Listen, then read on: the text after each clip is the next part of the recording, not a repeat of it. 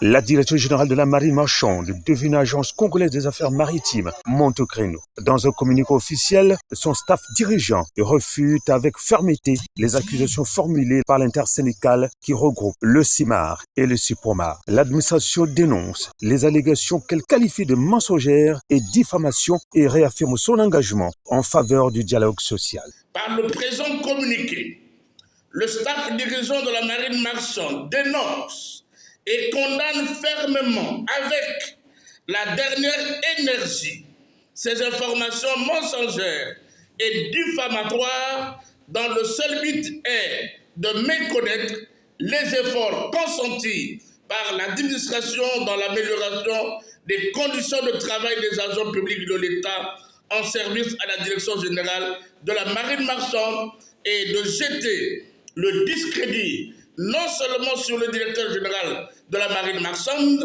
et sur le staff dirigeant, mais également sur les autorités administratives compétentes en matière de nomination aux différentes fonctions à différentes échelles dans l'administration publique. De ce qui précède, le staff dirigeant tient à rétablir la vérité et à édifier l'opinion nationale et internationale à cet effet. Pour le staff dirigeant, les faits sont sans équivoque. Afin de préserver un climat social apaisé, un cahier des charges avait été conclu entre l'administration et l'intersyndicale. Un accord destiné à encadrer les engagements des deux parties et à favoriser un dialogue responsable. Pour votre gouvernement, dans le souci de maintenir le climat social apaisé au sein de la direction générale de la marine marchande, il a été signé le 28 janvier 2025 sous la supervision de l'autorité de tutelle un cahier de charges entre l'administration et l'intersyndicale contenant des engagements des deux parties et des revendications des partenaires sociaux. Le communiqué souligne que l'administration a honoré une part importante de ses engagements en donnant suite à plusieurs revendications formulées par les partenaires sociaux. Des mesures qui, selon le staff dirigeant, traduisent sa volonté constante de privilégier la concertation. Pour sa part, l'administration, pour répondre à certaines revendications des partenaires sociaux et pour améliorer les conditions de travail, a honoré à ses engagements par les réalisations ci-après. Construction et équipement du siège de la permanence syndicale. Construction et équipement du siège de la mutuelle des agents de la marine marchande, MIMAR. Construction et équipement du réfectoire pour le personnel. Acquisition du groupe électrogène. Dotation des tenues des travailleurs et des cérémonies aux agents. Électrification de la délégation maritime de Madimoukaï. Acquisition des 2 bus Quaster et Yass pour le transport des agents et des membres de la commission de visite de sécurité des navires et de la manutention portuaire. Climatisation et équipement en mobilier des bureaux et des 2 salles de réunion. Extension de la connexion Internet dans tout le bâtiment. Annexe 6 dans le port avec création des points d'accès. Équipement de la bibliothèque. La relance des activités sportives et dotation des équipements sportifs aux agents. Cette liste de réalisations n'est pas exhaustive. À l'inverse cependant, poursuit le communiqué, l'intersyndicale n'aurait pas respecté les obligations auxquelles elle avait souscrit. Une attitude que l'administration estime incompatible avec les principes de bonne foi qui doivent gouverner les relations sociales. Face à ce qu'elle considère comme une campagne de désinformation, la direction générale invite les agents et l'opinion publique à s'en tenir aux faits. Elle affirme rester disponible pour communiquer toute information officielle permettant d'éclairer les circonstances de ces différends. En revanche, quant aux engagements de l'intersyndicale, à savoir contribuer à vulgariser la loi numéro 68-2022 du 16 août 2022 portant statut général de la fonction publique, inciter le personnel au respect du code de conduite des agents publics conformément au décret 2003-328 du 19 décembre 2003 portant code de conduite des agents publics.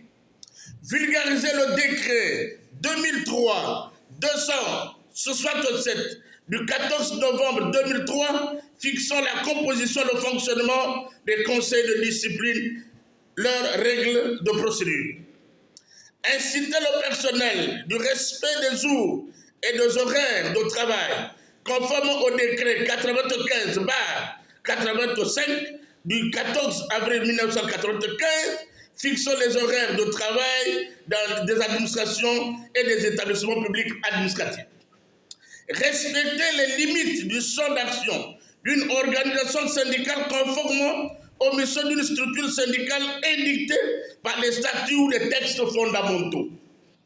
Respecter la trêve sociale signée entre le gouvernement de la République et les confédérations syndicales jusqu'à nouvel ordre.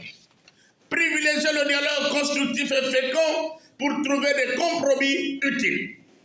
Respecter les heures syndicales conformément aux textes en vigueur des organisations syndicales d'appartenance. Accompagner l'administration dans la lutte contre les pratiques antidéontologiques au sein de la DISMAR. Reconnaître s'il y a lieu des efforts consentis par l'administration pour les intérêts matériels et moraux du personnel. S'interdire de proférer de menaces et de ternir des propos mensongers et diffamatoires à l'encontre de l'administration et des responsables administratifs qui l'incarnent. Force est de constater qu'aucun engagement des partenaires sociaux n'a été respecté, aucune action n'a été entreprise pour contribuer à la paix sociale.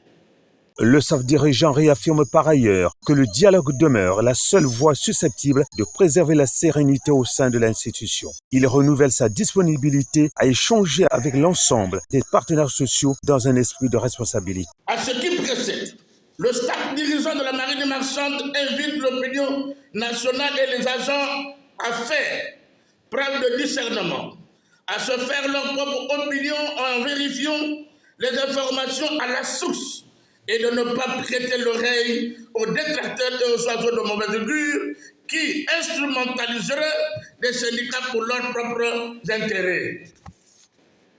Le staff dirigeant de la marine marchande reste entièrement concentré pour continuer à assurer ses missions régaliennes et à poursuivre sur le leadership éclairé de M.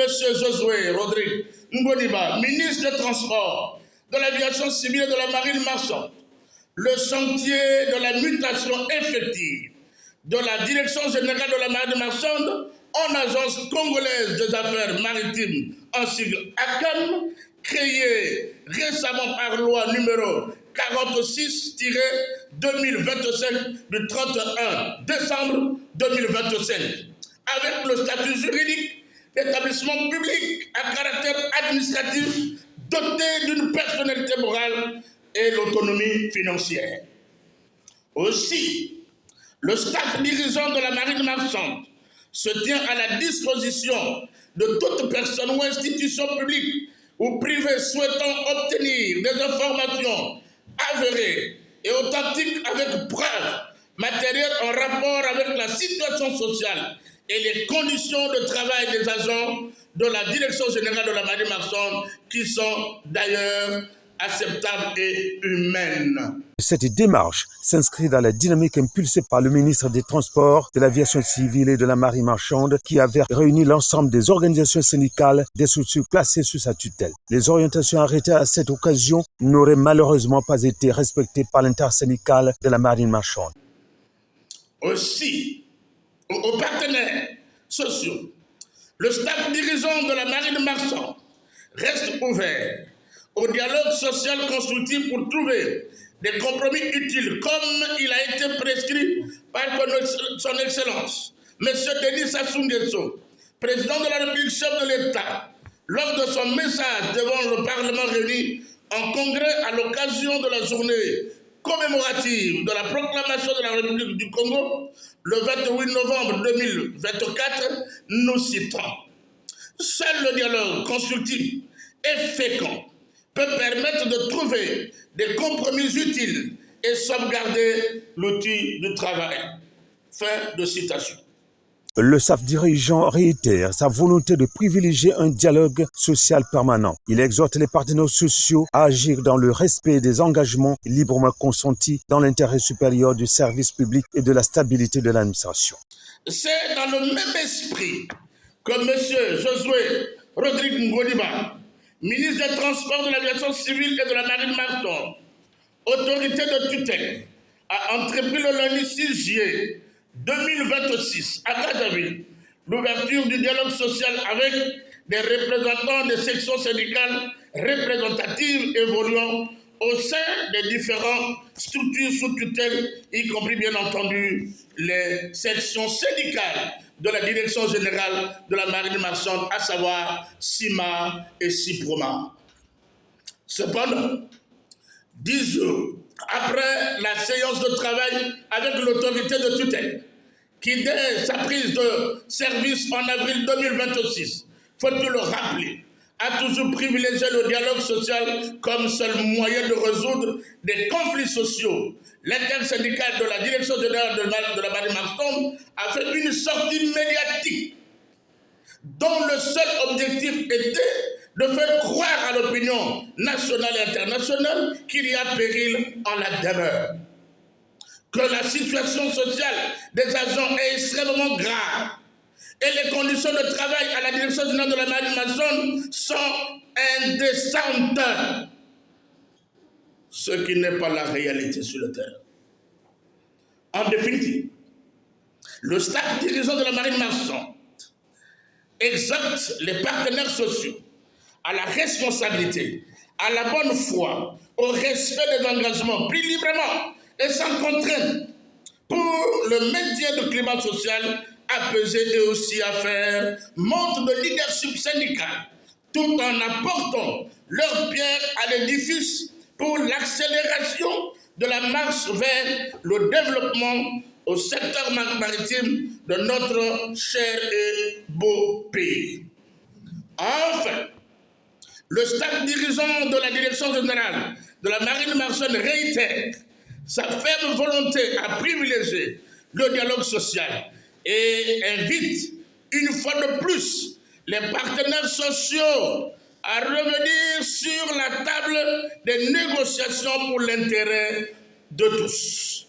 Pour rappel, la Direction générale de la Marine marchande, désormais Agence congolaise des affaires maritimes ACAM en sigle depuis décembre 2025, est chargée notamment de la sécurité et de la sûreté de la navigation maritime dans les eaux de juridiction congolaise ainsi que l'administration des marins et des gens de mer. Une mission stratégique que l'institution entend poursuivre dans un climat de responsabilité, de dialogue et de stabilité sociale.